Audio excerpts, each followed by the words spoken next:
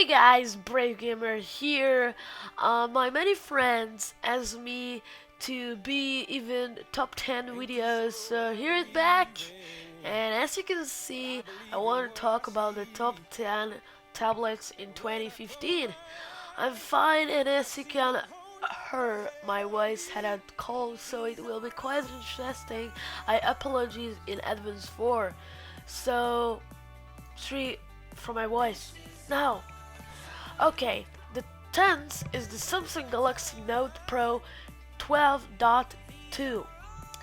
It's very thankful. The 12.2-inch display is not all the slate has going for it, as the Note Pro 12.2's 30 GB of RAM and quad-core processors give it a superior performance, while the S Pen becomes truly useful in combination with the slate large brick screen.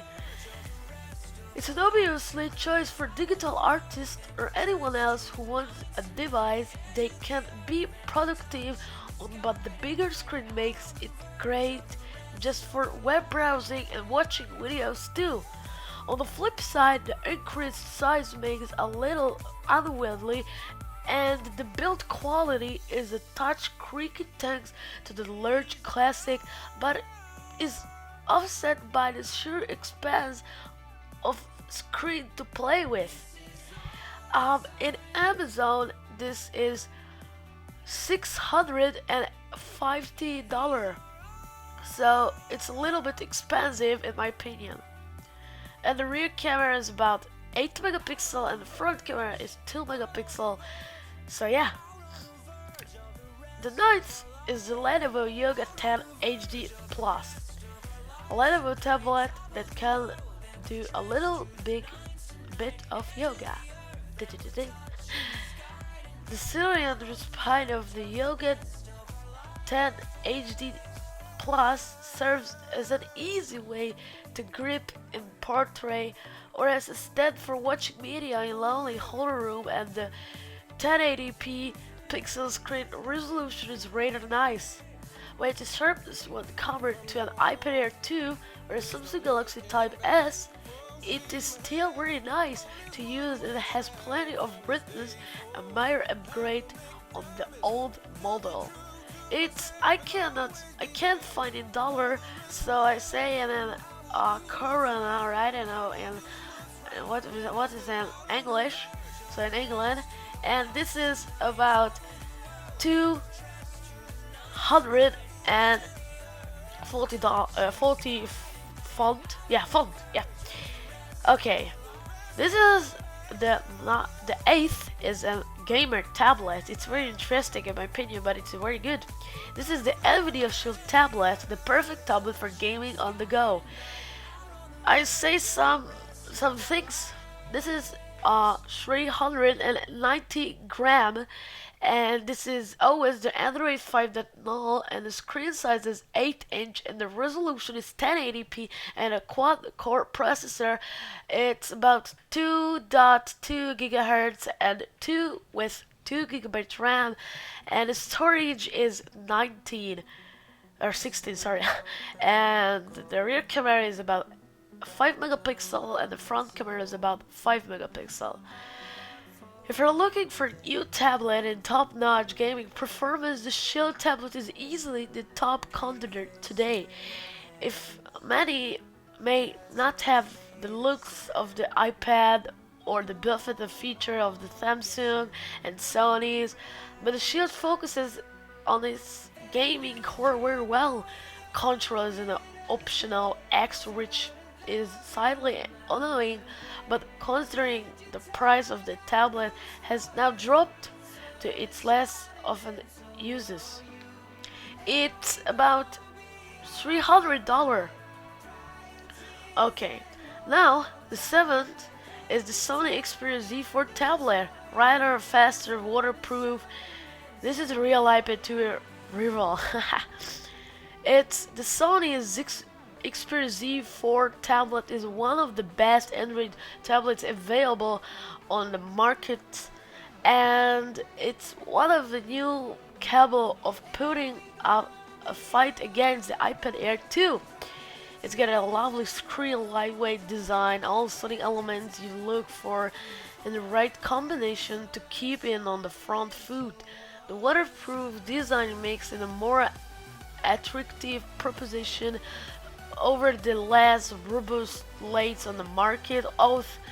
The UE isn't the slickest and the price tag is one of the highest.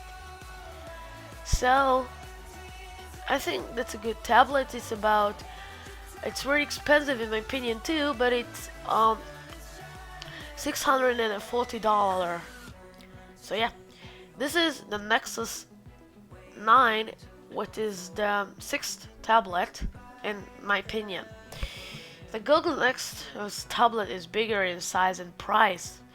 The Nexus 9 is a bit afraid one if both the replacement for the Nexus 8 and the Nexus 10 without really being a sequel to either thanks to the all-new 8.9-inch screen. For the eagle-eyed among you, you may notice it jumped up a place in our ranks. That's because it's now picked up for around 210 font, making it up super affordable. It's likely be replaced in the next month when Google launches a new slate, but for new steel. It's mimicking the iPad range by going for I think it's 4.3 screen radio, which means wider viewing for web browsing, but annoying black bars above and below when watching movies. So we got a wider device and it's not quite able to be gripped in one hand. But that's not mean it isn't a great tablet helped by the fact it's made by HTC. The brand has brought over its boom sound speakers for great front-facing audio, and the screen is recently high resolution too, and this tablet is about 380 euro. So now the fifth is the iPad mini 2, a great tablet that still costs a little too much.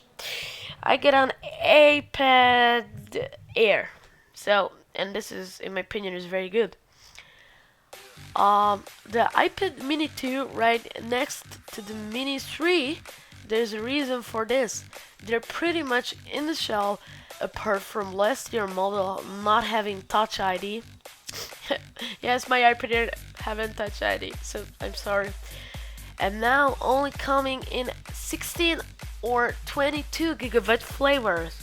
It also has exceptional pre-drop, which is why hanging around so high and less. In fact, we'd advise most people go for this older model if you're hankering for a smaller iPad, as it's got all the same power and display spec as the current model for less cost. Plus it has access to all these lovely apps, and Apple Brilliant for tablets iOS 8, not a bad choice at all. And the fourth is the Sony Xperia Z3 tablet compact. Sitting on a bit crackers in the naming department, but the Z3 tablet compact is still pretty decent device despite the obvious attempts to shorten the word tablet into the title to align with a smartphone.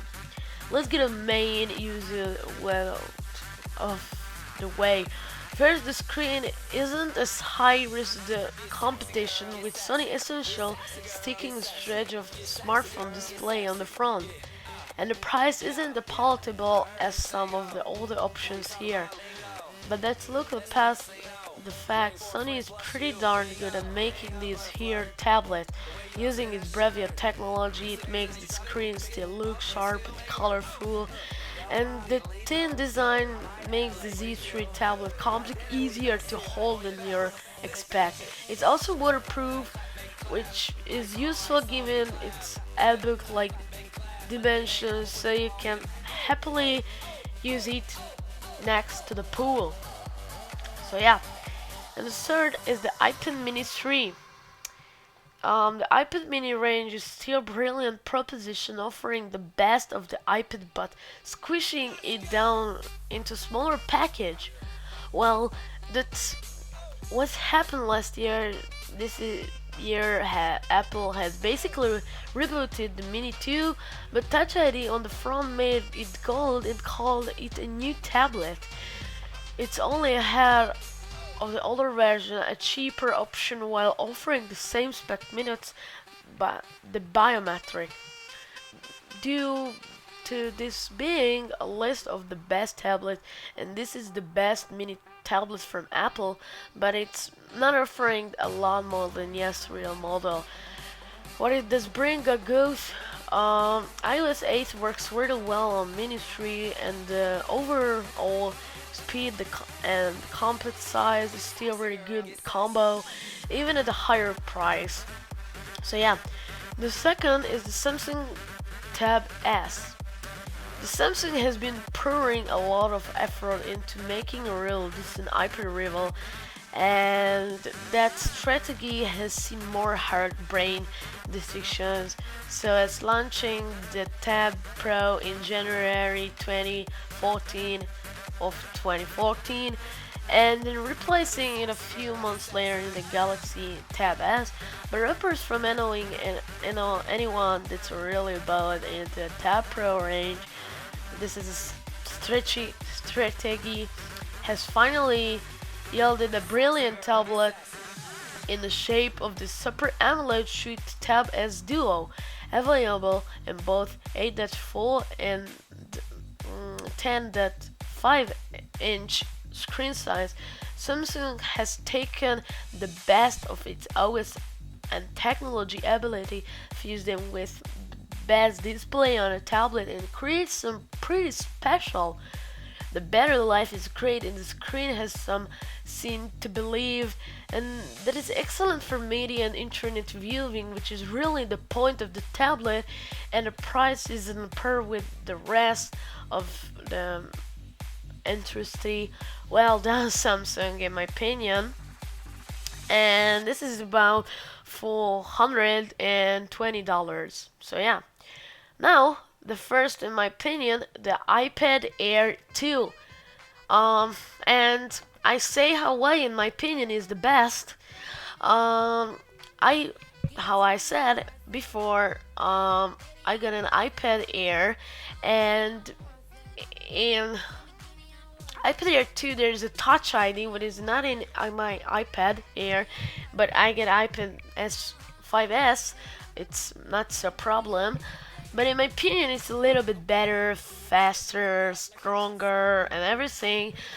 So it's for me, in my opinion, because I used the iPad, so I can say some reasons how why the better, why it's good. This is so the iPad Air 2 was really good. So let's get started. The iPad Air was an incredible achievement, and yet somehow, remarkably, Apple has topped it with the iPad Air 2. So I said in better. I said in before the iPad Air. It's even thinner and lighter than the last time around to a noticeable extent. The screen is better with more vibrant colors. It's more powerful thanks to its A8X processor, and the battery life holds up just as well. It even benefits from Touch ID and Apple Pay, and while these features aren't as exciting, where here as they are on the phones, they're still nice to have. In short, the iPad Air 2 is complete package, and while you can always find things to niggle about, there are no significant flaws. In the time since the original iPad Air launched, everything else is struggling to match it, and yet Apple has managed to raise the benchmarks benchmark higher still. Everyone else really has their work cut of if the iPad 2 is going to be uncensored from the number of spot. So in my opinion, it's a very good iPad. It's a very good tablet. I think everybody buy it if you want to try an Apple and if you haven't, so something like this. But if you're an Apple fan or sorry Apple fan, Samsung or I don't know, let's just buy it what you want. I don't know. I'm just saying my opinion or what's worth to buy. Oh, or yeah. So thanks for watching, guys. Have a good day and bye.